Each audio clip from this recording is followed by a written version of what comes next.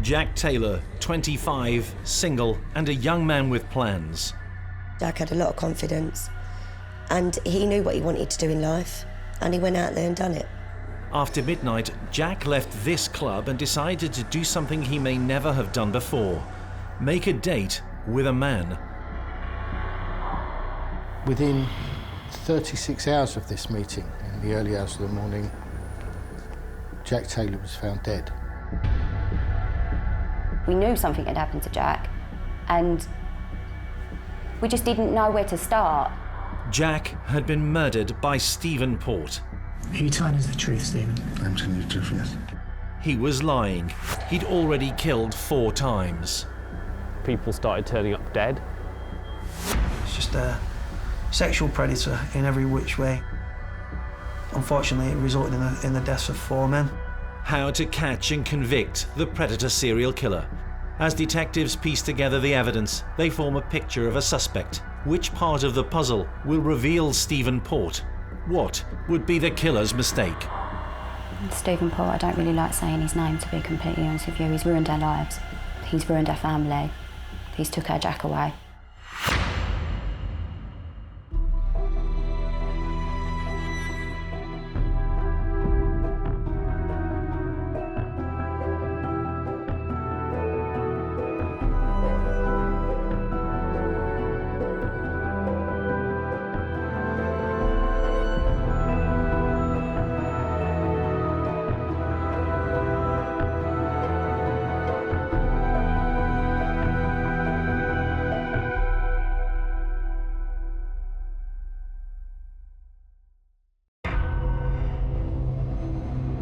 Stephen Port would spend hours in a police interview room denying his crimes, refusing to accept that evidence of his online behaviour incriminated him in multiple murders. No, just generally looking for general porn. It had taken 18 months before Port was arrested in connection with the death of 4 men. Were you involved in administering any drugs or poisons or noxious substances to him? No, I don't administer drugs to anyone or give drugs to anyone. At first, detectives refused to accept that there had even been murders, but the sisters of Port's 4th victim, Jack Taylor, would not accept that their brother had died of an overdose, as the investigators had said. How could he have? Jack did not do drugs.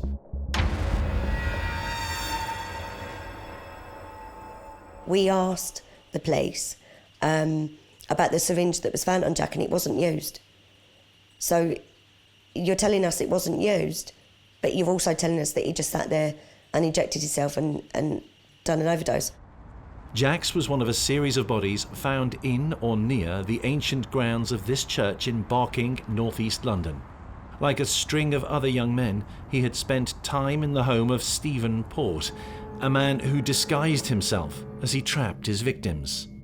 We know that Stephen uses the dating apps available to the gay community extensively, but not just that. We know that he uses them with false identities. Port rehearsed how he would kill, arranging a series of early hookups via the web. He would vary which sites he visited. He is using another site called FitLads, and through that he meets a young Muslim man who'd never taken drugs or drunk alcohol in his entire life. The man is plied with poppers and says that he fell unconscious, and when he came round, Port gave him a drink, some clear liquid to drink, which he said was water, but he thought was perhaps something else. It again tasted slightly funny. Not only did the water taste a bit funny, but he felt a bit funny. He said he felt like he was partially paralysed, and he realised that his underwear had been removed. Now, he didn't want to involve the police or to report this to anybody because he didn't know what his family would make of revealing his sexuality, which he hadn't. As bad as the experience had been, the young man was lucky to escape. He may well have been the last of Port's visitors to leave his flat alive. Just 10 days after this encounter, Port books an escort on a site called Sleepy Boys, and he offers £800 for a young 23-year-old man to sleep with him for the night. The man was called Anthony Walgate, a fashion student from Hull. The appointment made with Walgate by Port was for the 17th, the night of the 17th of June 2014. What would be his fate?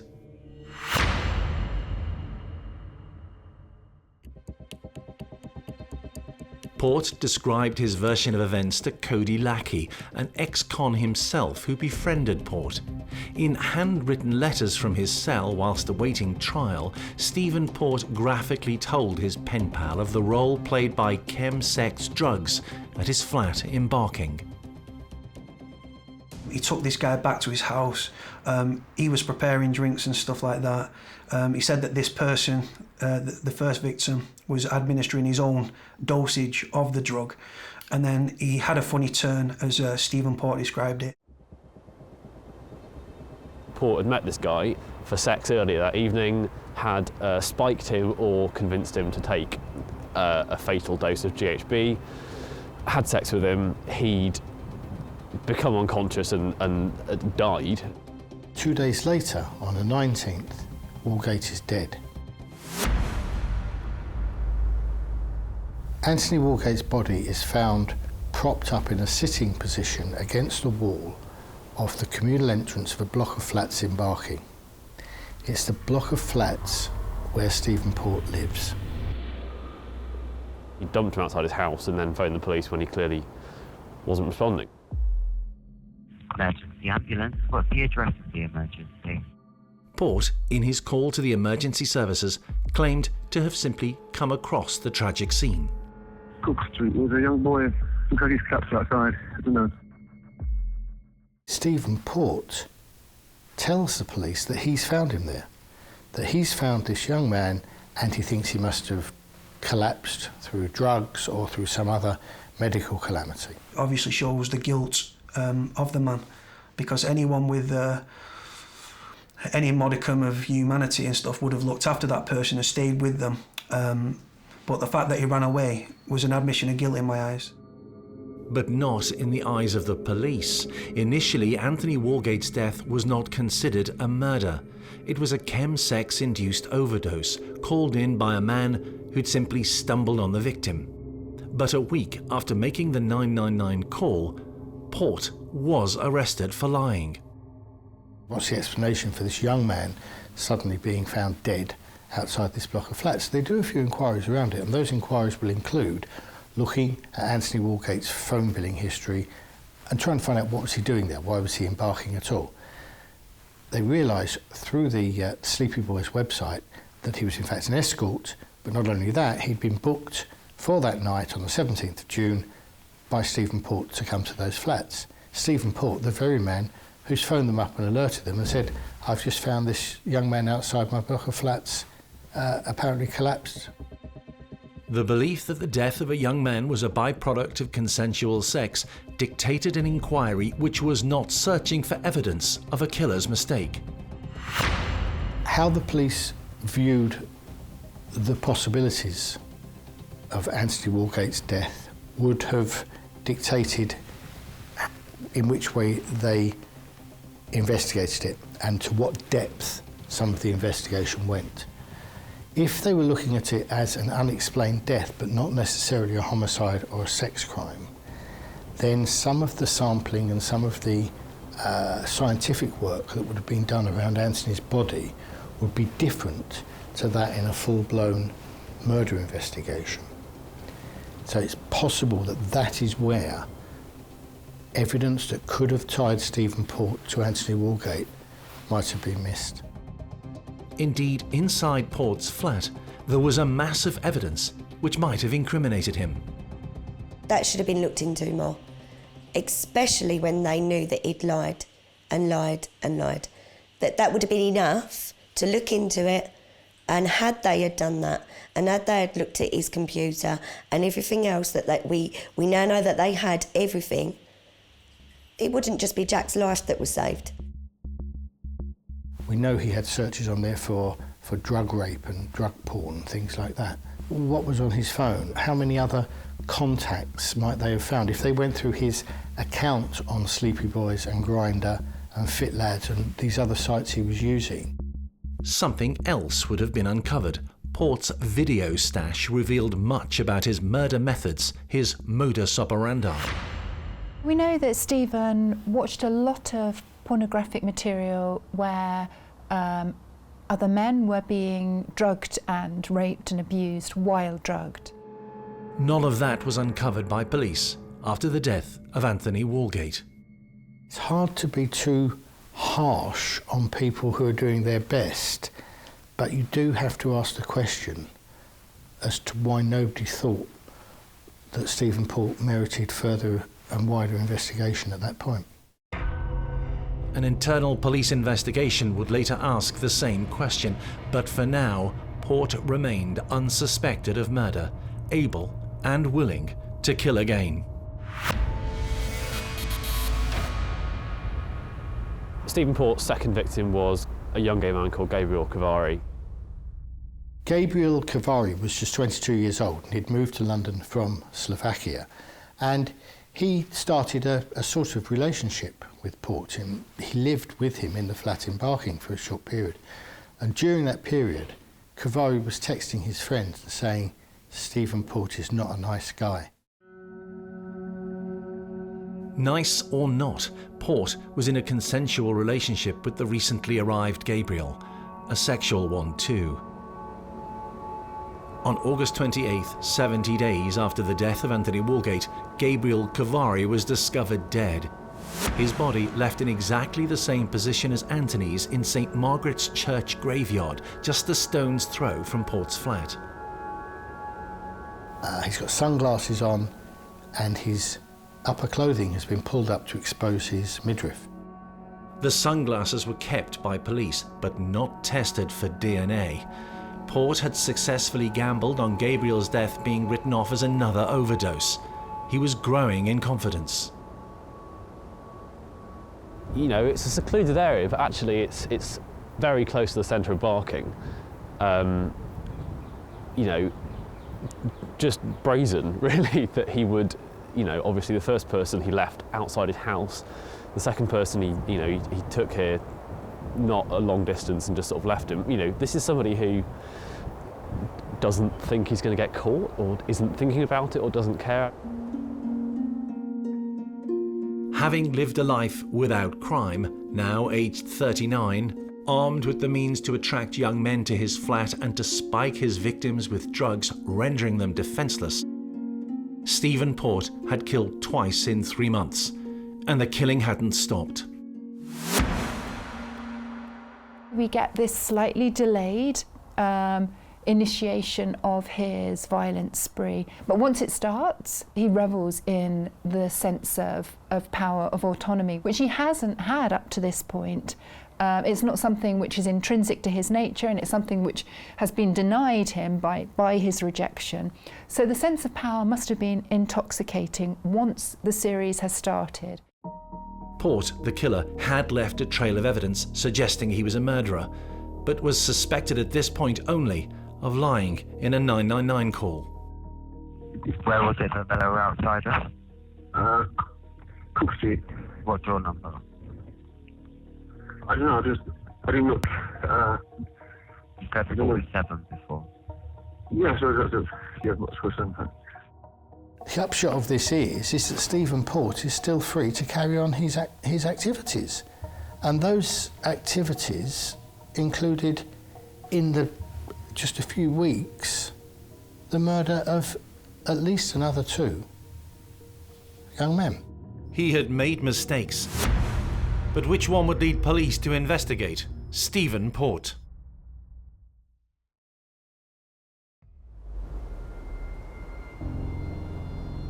By August 2014, the bodies of Anthony Walgate and Gabriel Kovari had been found, apparently dead from a drugs overdose, in or near this secluded graveyard.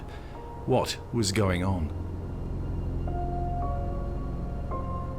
So what you've got now is you've got 2 young gay men found inexplicably dead with their clothing pulled up within 500 yards of each other in the same part of London, and within a few weeks of each other. And living just yards away from where the bodies are found, Stephen Port. Local journalist Ramsey Al-Wakil would one day investigate Stephen Port's behaviour as emergency services had arrived at the scenes. So he must have seen the body, being found and kind of, he left the guy in public, so clearly he's not that concerned about somebody coming across it. He's almost just sort of going, oh well, on to the next one. So did you have any involvement in the death of the male that we just spoke about a short while ago, Gabriel Kovari or Gabriel Klein? No, I did not. It was odd for us, certainly, for there to be two deaths in a short period of time. They were both men in their 20s or 30s. We asked the police, as I think you would, if there was anything to be worried about, basically, if the public were at risk. The police said no. But on September 18th, 2014, just 31 days after the body of Gabriel Kovari had been found propped up against this wall, a third young man, Daniel Whitworth, was found dead. Two deaths in sort of East London, it does happen, so I think we weren't sort of panicked at that point.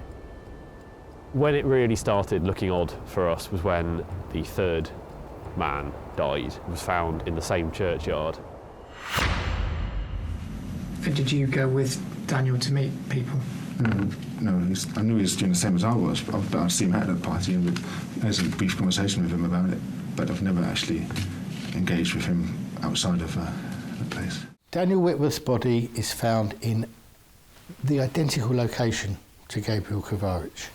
Same churchyard, same wall, sitting up against the wall, clothing pulled up. Identical to the other bodies. He was young, gay, and a user of dating sites. The similarities were remarkable, but a piece of evidence would emerge that would prove crucial later on. So the difference being with Daniel Whitworth, he had a suicide note, or at least a note was found on his body in his left hand in the churchyard. In the letter, Daniel confessed to being involved with the death of Gabriel Kovari, the second man found dead in the vicinity. And in this note, he said that the reason he committed suicide was that he felt guilty about Gabriel, who had died while they were having sex, and he felt was on his conscience, that he had placed in the churchyard, and because he felt so bad about it, essentially, he was committing suicide in the same place in the same way. And then just almost as a PS, he said, please don't blame the guy that I was with last night. It was nothing to do with him, it's all on me. The letter was actually written by Stephen Port. If the police had suspected foul play as the cause of the three deaths, Port might have been a suspect. Detectives could have compared his handwriting with that on the note and seen that they were the same. But they did not. Instead, it was assumed to be a genuine suicide note. From the police perspective, while it ought to have mattered, while they ought easily to have been able to prove that this was a false trail, it was wonderful news because they not only had an explanation for Daniel Whitworth's death, but his explanation for his own death was dealing with the murder of Gabriel Kovari. And at a stroke, there were two dead bodies that were effectively explained away. Port had got away with murder using a schoolboy trick. The suicide note is remarkable in its naivety and its childlike qualities. But it worked. No DNA tests were carried out on the note. Nobody really looked behind this note to try and see if it was genuine or not.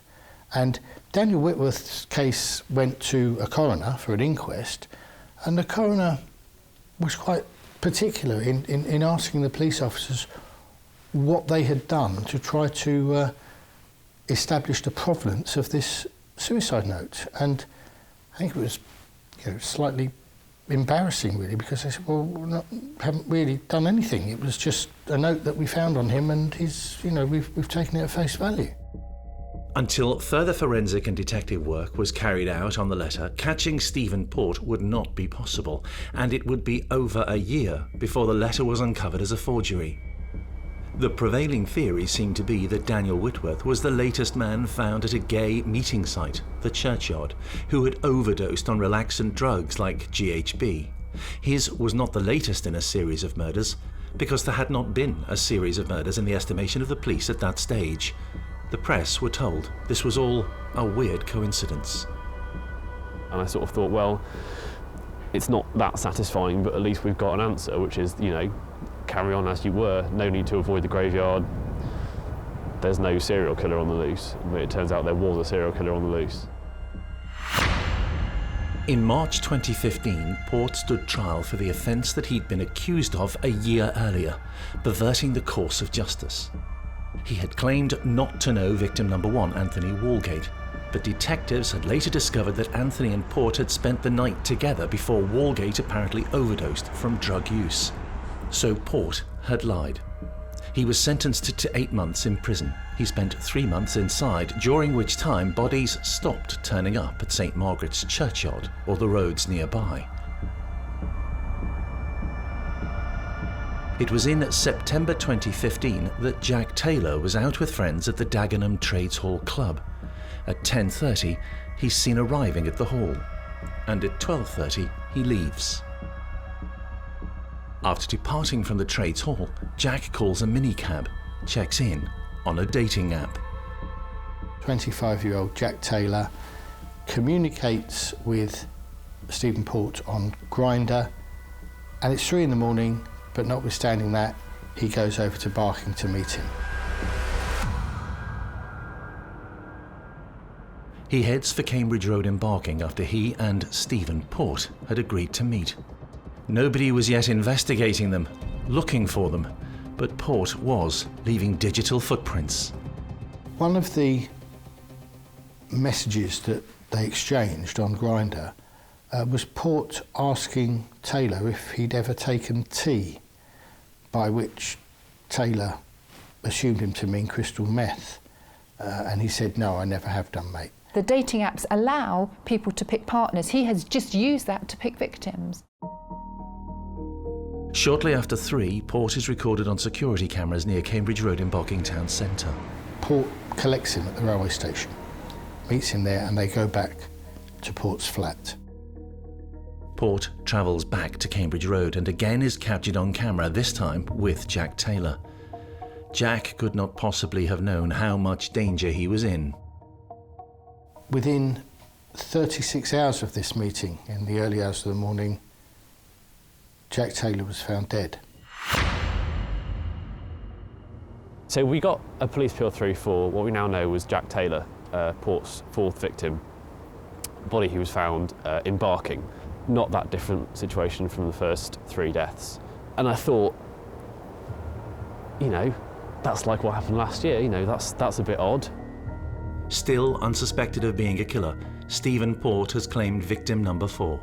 Will he be stopped before another young man is drugged and killed? What would it take to uncover the killer's mistake?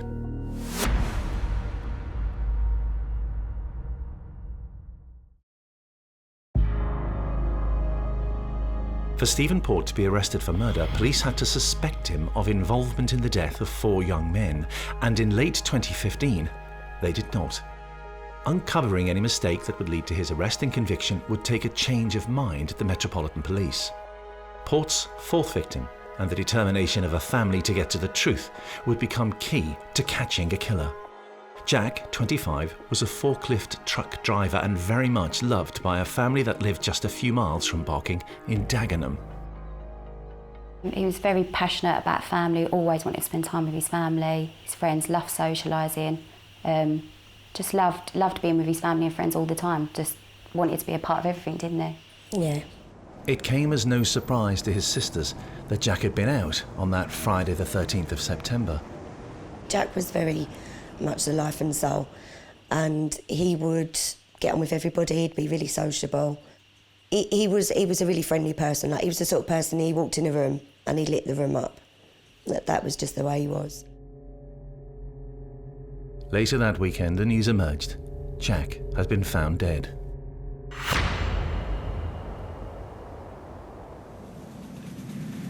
Might help if I show you a picture. We'll call this CRT 2. This is Jack Taylor.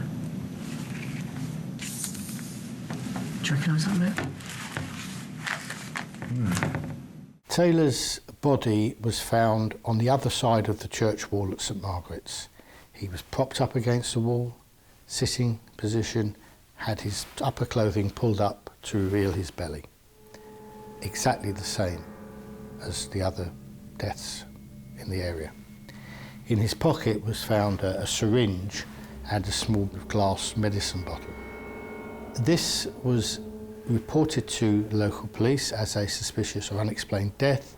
Police attended, and the conclusion they came to was that this death was probably self-inflicted by misuse of some sort of substances. Not something the Taylor family were prepared to accept. From what we were told, that there was something not right. We knew that because Jack didn't take drugs. The Taylors became crucial to the eventual investigation into Stephen Port.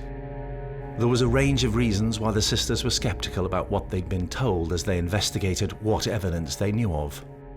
We asked the police about the syringe that was found on Jack, and it wasn't used. So you're telling us it wasn't used, but you're also telling us that he just sat there and injected himself and done an overdose. Another reason for their scepticism, the location where Jack was found. And the fact that he was where he was when we were taken to the area, that's not somewhere Jack would ever be. It just didn't add up. Their own internet research revealed how Jack was the fourth young man to have been found in the vicinity of the churchyard. So we was trying to find out, like, if there was anything else that had happened around that area, anything similar. So as we started to go back, obviously that's when we came across the other boys. With hindsight, how could it have been missed, especially knowing that they were all gay, that they were all young, they'd all used the same drug, they'd all had sex. It just seems like, you know, links should have been drawn that weren't. Stephen Port was going about his daily life throughout this time. He worked as a cook in a cafe in East London, and he was still dating via gay sites and apps. The Taylor sisters were yet to suspect him, but they were getting near to the truth. It was just, well, it was heart-wrenching, and we always knew that we like basically had like a big puzzle, and as we were getting more and more information and when we were putting it together, we didn't know what the middle bit was. The local newspaper in Barking was equally sceptical. 4 gay young men found dead, each just yards from the home of a man who had reported the first death. The evidence that foul play was involved, to some, appeared clear. When you think that there was so much linking these deaths to each other and to Stephen Port, you have to think, how smoking does a gun have to be? Together, media and family turned to the police for explanations.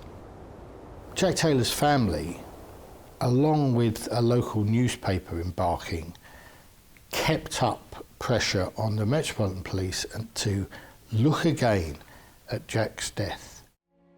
Other evidence struck the women. Until now, police had not suggested that the deaths of the men were linked. It was when researching the inquest into the death of Daniel Whitworth, Port's third victim in June 2015, that the remarkable similarity of the discoveries of the bodies struck the Taylors as evidence that the deaths were linked. We then followed the coroner's report back then at what had come out, and basically it was nigh on the same as Jack. The coroner into the death of Daniel Whitworth had also suggested more work should be done on the case. Momentum was building to look again at events surrounding the deaths near the St Margaret's graveyard. And eventually their pressure had some sort of success in that somebody decided to get another officer who hadn't been involved before to have a look not only at Jack Taylor's deaths but at the 3 that had gone previously. And that officer was surprised, shocked by what was found, and made the suggestion that, do you know what, all these 4 deaths look like they're murders and they look like they're linked. And that was the point where the alarm is raised almost. The homicide team are involved, and all of a sudden the investigation that these offences probably should have had from the very beginning starts to take place. Investigating officers now decided to track Jack Taylor's movements on the night before he died and checked his phone. They uncovered that he'd agreed to meet a man in Barking. They trawled through security camera images of the town. There he was. But who was he with? And so there was a police appeal for a man who'd been with this dead guy hours before he died. On the 13th of October 2015, the Met issued a CCTV image taken from Barking Station, which showed Jack Taylor walking with a tall, blonde man. I think about 24 hours passed, and Stephen Port was arrested on suspicion of 4 murders. It was now that detectives began a series of interviews with Stephen Port. Don't recognise his face. So you don't recognise his face? I do not know, no. The truth began to emerge. Taking the decision itself to consider the deaths as murder and Port as a suspect meant that any mistakes he had made might now be uncovered. The resultant publicity generated even more evidence. After Port's arrest and charge, the media coverage of the events brought forward a horde of people making allegations about Stephen Port.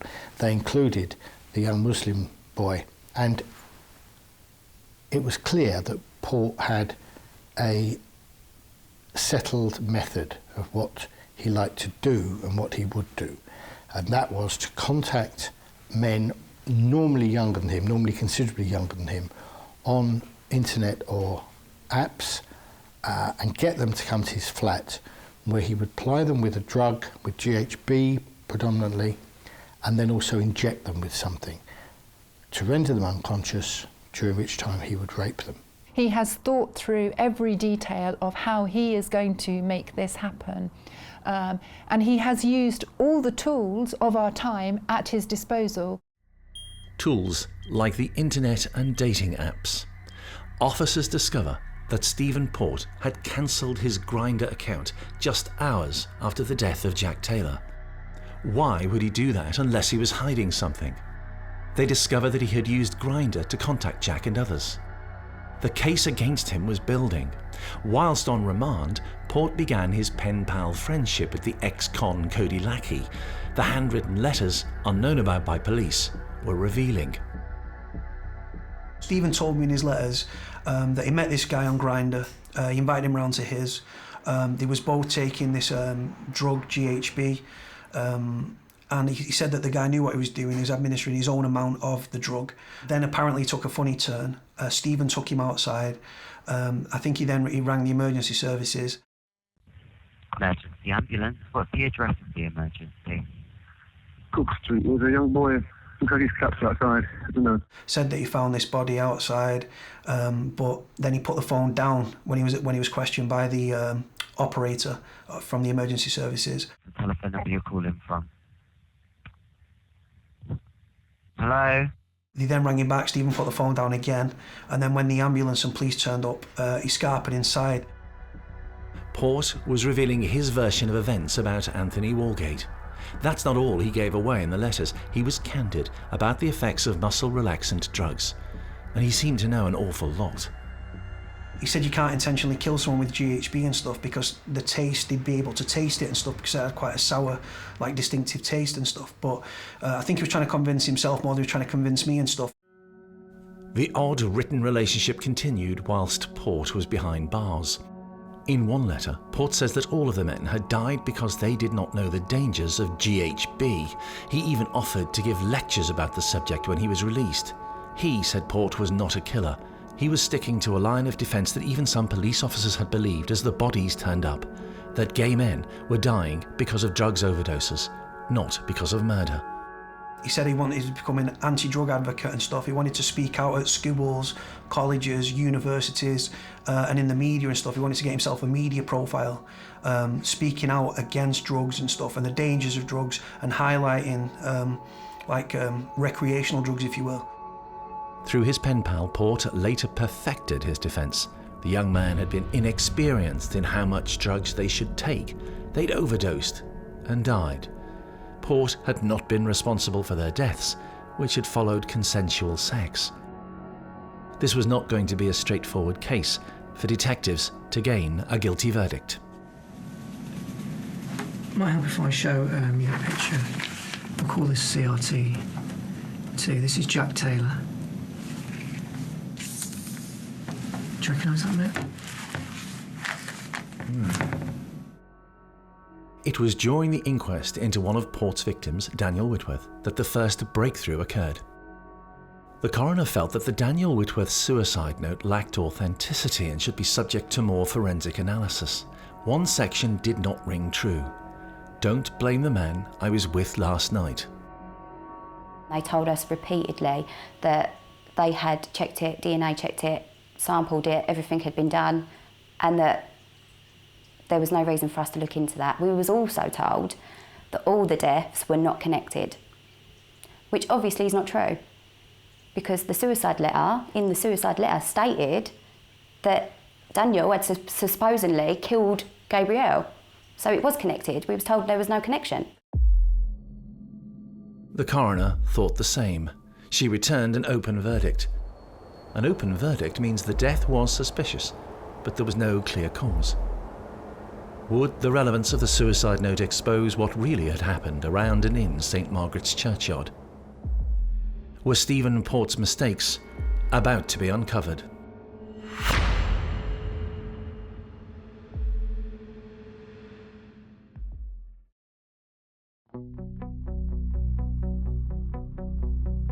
The suicide note allegedly left by Daniel Whitworth, victim number 3, claims that Daniel had been with Gabriel Kovari, victim number 2, on the night that he had died.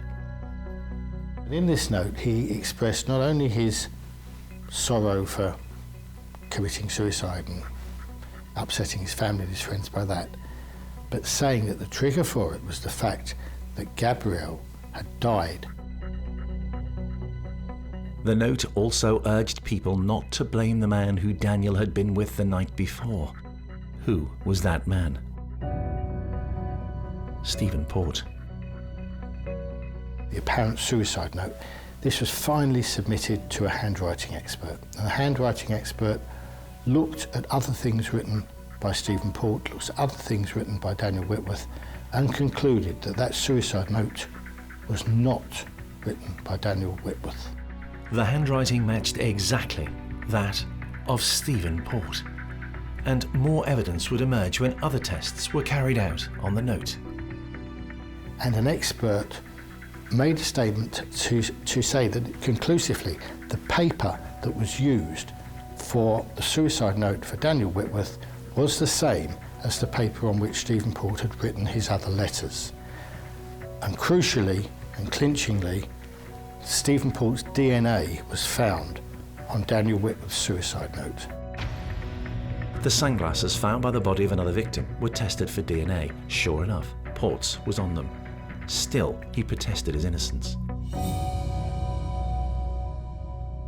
I mean, Stephen, did you write this letter here, CRT 11? No, I did not. The photos of it that's found with Daniel? No. No. Yet more evidence. A blue sheet which had come from Port's bedroom and found over a victim's body. Not only was Stephen Port's DNA found on the Daniel Whitworth alleged suicide note, but Whitworth was found wrapped in a blue sheet, or the blue sheet with him, and Stephen Port's DNA was also found on that sheet. Are you telling us the truth, Stephen? I'm telling you the truth, yes. About the letter? Yes. It had taken forensic science to prove that the 4 deaths were linked and that Port had been with all of them, something he tried to cover up with a fake letter. It was the handwriting on that letter which was his undoing. When seen side by side with Cody Lackey's, which the police did not have available to them when investigating, the similarities are particularly pronounced on the letter P.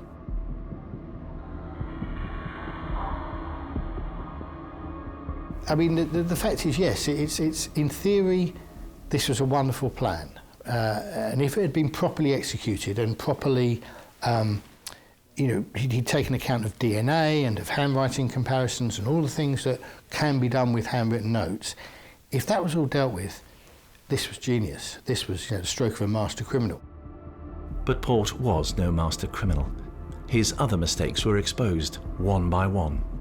Stephen Port's mobile phone was examined during the investigation, and it was found to contain no fewer than 83 separate video clips of pornographic material, many of which involved a man apparently having sex with another man who was unconscious. It was quite clear that this was something that represented Port's main sexual interest. The evidence of his internet habits had revealed the full extent to Port's modus operandi. He would lure the men, often in an online disguise, to his flat, having met them via an app, and then spike their drinks with drugs.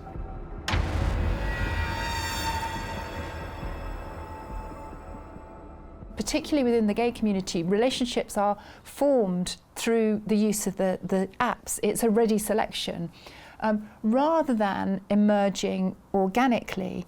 And really, if you think about it, what Stephen Port has done in selecting his victims is simply an extension of this. He's chosen his victims in the way that in the 21st century, people choose their partners, their relationships.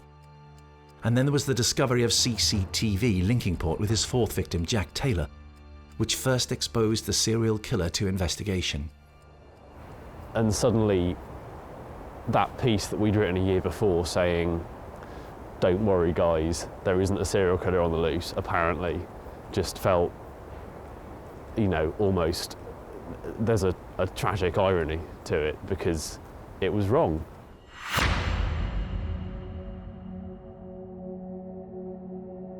In November 2016, Port was found guilty of the murder of 4 men. Writing this letter was the killer's mistake, which led to his conviction and a sentence which means he will join the small group of serial killers to have received a whole life sentence. Stephen Port will never be released. It's just a sexual predator in every which way, and unfortunately it resulted in the deaths of 4 men.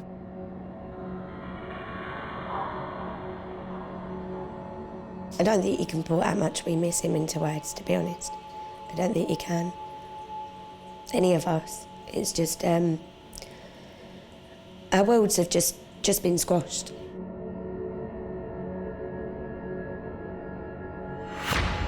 He's a monster. That's all he is a monster. He had no value for life, and he didn't care what he did to boys and what he would do to people's families by what he's done. And being in prison is just too good for him, to be honest, because he's took people's lives and he's destroyed our families for the rest of our lives.